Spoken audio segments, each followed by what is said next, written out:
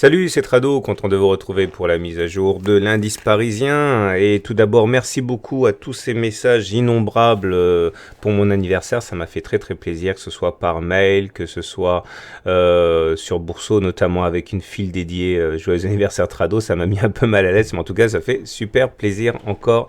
Merci. Alors voilà où on en est et je vais commencer par un mea culpa parce que j'ai reçu à la fois des messages sur Bourseau, notamment M76, mais aussi par mail me disant et le fanion. Alors c'est vrai que j'en avais parlé à un moment et puis après je l'ai complètement zappé et du coup on a perdu une opportunité ici.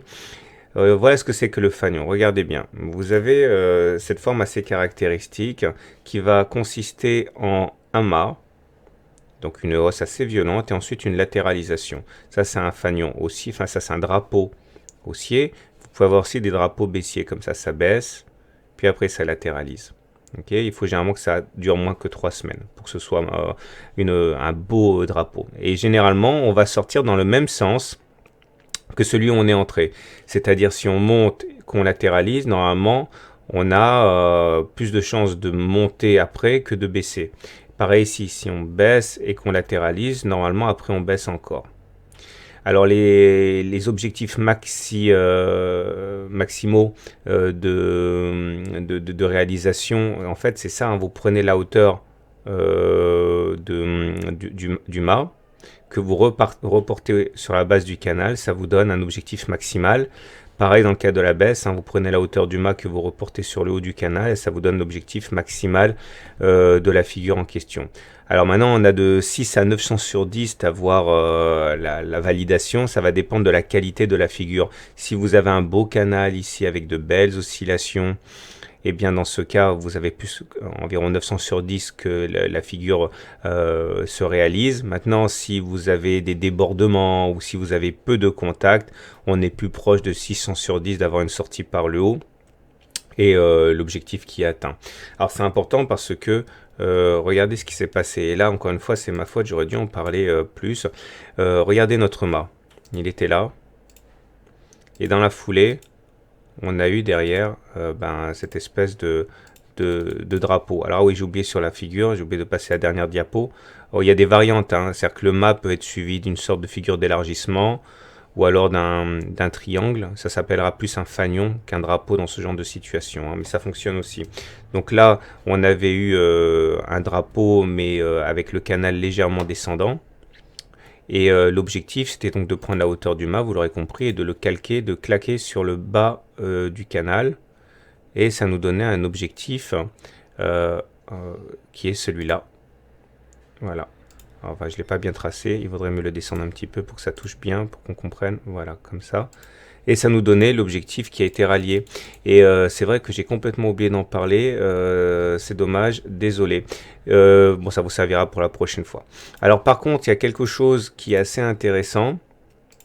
Et ça j'en parle par contre dans le précédent e-book, hein, c'est le rôle des Bollinger. Comme vous pouvez le voir dans mon dernier e-book, la Bollinger supérieure a tendance à jouer un rôle de repoussoir, de résistance.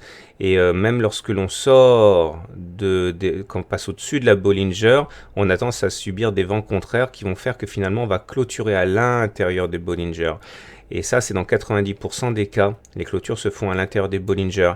Et c'est vrai que cette méthode qui consistait à vendre à découvert les pics de la séance d'hier, enfin vendredi, pour parier sur une réintégration des Bollinger, la Bollinger supérieure est là, la Bollinger inférieure est là, eh bien, était effectivement un pari gagnant. Alors attention, c'est super dangereux, je ne le recommande absolument pas aux débutants, mais en tout cas, en termes d'anticipation des cours, ça peut être intéressant. Donc ça c'est pas mal aussi, même si on voit encore une fois le travail de sable des Bollinger, hein. Alors un nouveau signal aussi aujourd'hui, c'est le RSI qui passe au-dessus de 70, donc dans sa zone de surachat, donc c'est encore un nouveau signal haussier, mais par contre on ne peut s'empêcher de voir les 4 divergences baissières stochastiques, momentum, CCI, RSI sont tous les 4 en divergence baissière, c'est-à-dire que pendant que les courbes font des plus hauts, les indicateurs ne font pas des plus hauts. Et ça veut dire normalement qu'il faut être méfiant avant d'acheter. Attention, j'insiste, les divergences baissières ne suffisent pas à spéculer à la baisse, mais ça veut dire c'est un warning pour l'achat. Alors même si on a globalement tout qui est très bon, le stochastique en surachat, le momentum qui est positif, le CCI en surachat au-dessus de 100, et maintenant le RSI qui est également au-dessus de 70, donc dans sa zone de surachat, on a ces divergences baissières qui sont soit annonciateurs d'une sorte de délire collectif haussier, soit annonciateurs d'un rallye à venir, mais on ne peut pas faire comme s'il n'existait pas, hein. Mais bon, encore une fois, ça ne suffit pas à shorter, hein. Donc voilà ce qu'on pouvait dire pour aujourd'hui. Ce qui va nous intéresser, c'est l'hebdo, regardez. J'avais mentionné cette présence de résistance là, qui datait de mai 2008 et qui était c'était des plus hauts de 7 ans, hein. Et là, on voit on comprend pourquoi on a eu 2 bougies d'indécision et une bougie de baisse cette semaine. C'est parce qu'on a du mal à rentrer là-dedans, hein. C'est une résistance importante. Donc là, on est dedans. En sortir serait vraiment une très très très bonne chose, mais on risque d'avoir des vents contraires cette semaine et à mesure que l'on va s'enfoncer dans la zone de résistance là, hein. Je terminerai en vous montrant que parfois simple c'est bien. On est toujours haussier au regard du système Ishimoku parce qu'on est au-dessus du nuage.